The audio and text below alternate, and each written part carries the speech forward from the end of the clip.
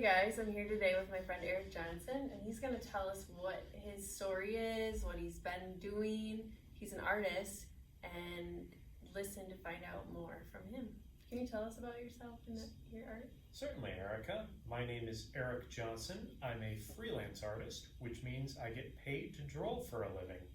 I'm perhaps best known for drawing caricatures at amusement parks like Cedar Point, and I've also worked for Nickelodeon Studios drawing Sandy the Squirrel for the second Spongebob Squarepants movie, Sponge Out of Water. I live here in Midland and work from a home office. How did you get started with drawing? Drawing was something I did all the time as a kid. I got my start by copying the comics I saw out of the newspaper, and just when I didn't have something to copy, I would draw whatever was in front of me, even if it was as simple as a table and a set of chairs. But I would draw that table and set of chairs on the surface of Mars or at the bottom of the ocean. It was a great way to take something from real life and mix it with something that I got from my head. I got a lot of compliments from friends and adults growing up, so it was something I just kept at and entered various competitions and events where more people could see my work, and over time built my skills and developed a collection by the time I was done with high school that I entered into a competition where I was awarded a scholarship to the Columbus College of Art and Design. What is a typical day like for you as an artist? Typically, I'll get either a phone call or an email from a client asking me to draw something for them. It's very important to ask questions and understand the needs of their project, budget, time, so on, and make sure that I understand what it is that they want and can produce it in a timely manner. What kinds of tools do you use to draw your pictures? Well, I've brought a few of my preferred tools here. This here is a chisel tip marker. As you can see, it has a pointed tip that allows me to move from thin to thick lines very quickly and easily. And for color, I have what's called a color stick. It has a thin, flat surface that allows me to cover a wide surface area in a very short amount of time. What kinds of things do you like to draw? The things I like to draw best are faces and figures. All right. What I like best about drawing is being able to take a skill that I have and be able to use it to make another person feel good and see themselves at their very best. You know, it's very rewarding to take something that you do and use it to make someone smile or laugh or just feel better. Yeah, you're a gift giver. Yes, thank you. What kinds of classes did you take to become an artist? Oh, I took art classes all through high school and into my time at the Columbus College of Art and Design. I think it's important to remind people that being an artist is about being a lifetime learner, always being curious, always learning something new. When I was in art school, I wasn't just taking drawing classes. I was also taking classes on art history, digital technology, and so on.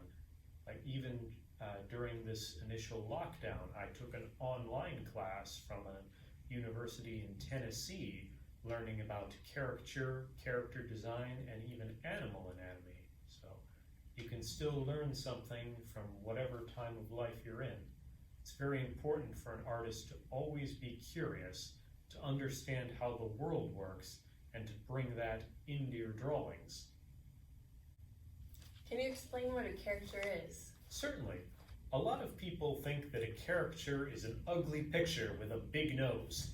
This is a conspiracy by people with big noses and no sense of humor.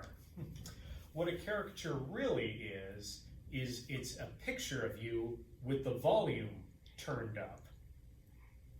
Let's cut to this example of Morgan Freeman here, where you can see him side by side, where I've accentuated his inviting eyebrows, given his cheekbones long, narrow proportions, so that we can emphasize his warm and inviting smile to show his grandfatherly disposition. What advice would you give to any aspiring artists? Always be a lifetime learner. People always ask, how long does it take to become an artist? When in fact, as an artist, you're always learning. It's important to be observant. I take classes even as a grown-up now to learn how to improve my skills. Always on the lookout for something new to help myself later. How long have you been an artist? Oh, I can't remember a time when I wasn't drawing. When I graduated high school, my mom made a collage of photos from every year I was in school, and in every single one of them, I was drawing something. I've been selling my drawings since I was in high school, so as a professional artist, I've been working for the past 15 years. What do you enjoy most about it? What I most enjoy about drawing is able to show someone at their best when I draw their picture. You know, it's so rewarding to see someone smile or laugh or just see themselves at their very best. It feels good to know that you've done something good for someone else. Well, what other freelance work have you been able to do? Well, one of my more famous clients has been Nickelodeon Studios, where I drew Sandy the Squirrel for the second Spongebob Squarepants movie, Sponge Out of Water. After I graduated from college, I started drawing squirrels from my parents' backyard, raiding the bird feeder, and put them on my website. Years later, I got a call out of the blue from an art director at Nickelodeon asking if I could draw squirrels for them. Turns out there was a scene in the movie where Sandy is transformed from a cartoon squirrel into a real squirrel. In addition to the scene being used for the film, it was also used in this t-shirt designed to promote the film. What was it like working as a character artist at Cedar Point? Well, I got the job at Cedar Point shortly after my time at Nickelodeon. At Cedar Point, we had stands stationed throughout the busy amusement park where people could come in and request their pictures be drawn, often with their families and sometimes with a theme where they'd be drawn as superheroes, athletes, or riding a roller coaster. Exactly. I've prepared this video showing me drawing such satisfied customers. And Commons is the place that you worked, yeah? Yeah, Commons is the name of the company that provided the artists at Cedar Point. Oh, and here I am with some guests now. The guest I'm drawing is just off to the other side of the easel there. I'm talking to him to learn which features are best exaggerated to bring out his best likeness and to find his little tics and interests to best bring out his personality in the picture. So thoughtful. Yes. We had lots of different types of people come in, like couples, families with very young children, teenagers. You can see people walking in the background there. It was very busy this time of year. And you were at one of how many stands, and did you have to rotate stands? There were 3 stands throughout the park, and we had to promise these people their drawing in 5 minutes or less. So it was a very quick turnaround. Yeah. You learn a lot about how to improve your skills when you're working so fast and with so many people like that. They provided us with a 2-week training course prior to the season starting, but I was always practicing in my off time as well to make sure my skills were sharp. Great. Oh, and she's about to see what she looks like. Oh, look at that smile. Cool, thanks for sharing. You're welcome. Let's wrap up our time today with Erik as he shows us how to do a character. Absolutely.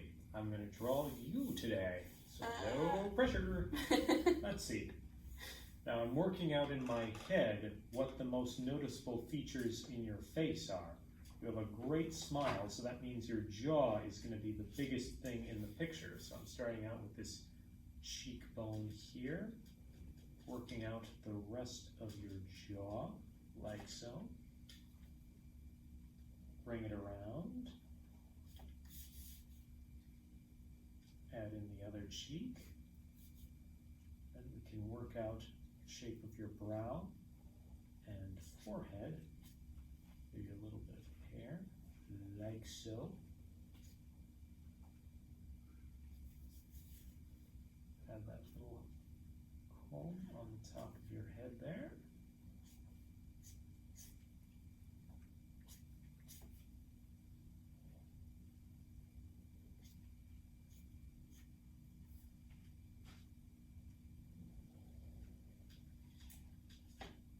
Now, typically at the park, we would make sure that this is drawn in 5 minutes or less.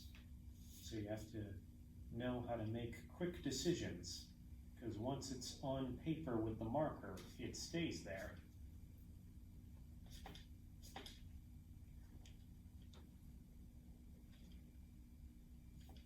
Get your turtleneck in there.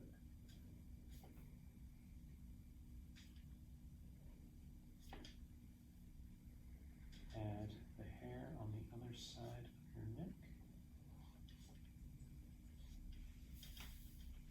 Now that we've got the outline finished, we can fill in the features on your face, like with the bridge of your nose.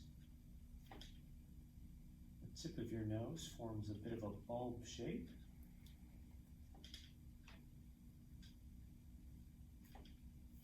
Add in your eyes. Eyelashes.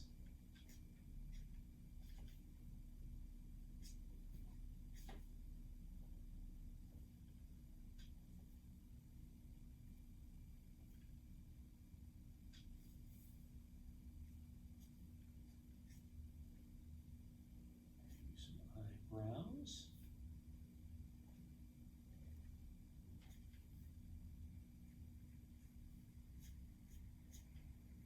And let's draw that beautiful smile on your face. Exactly. Say cheese. Cheese. Get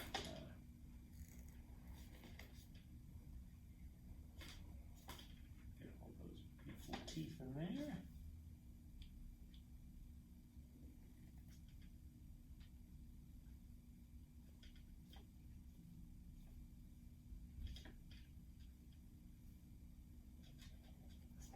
And you can relax the smile. A mole on your chin. Lips. And let's finish out by adding your glasses.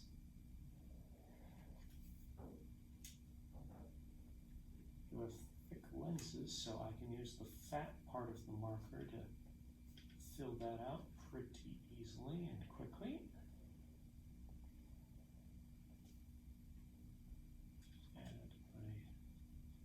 Name and the date on the bottom so you know who did it. And now's the best part where I get to show her the dramatic big reveal. Let's get ready to show her what it looks like. In 3, 2, 1, and ta-da! Aww. Look how cute you are. Thank you. My pleasure. Glad you like it. Mm-hmm.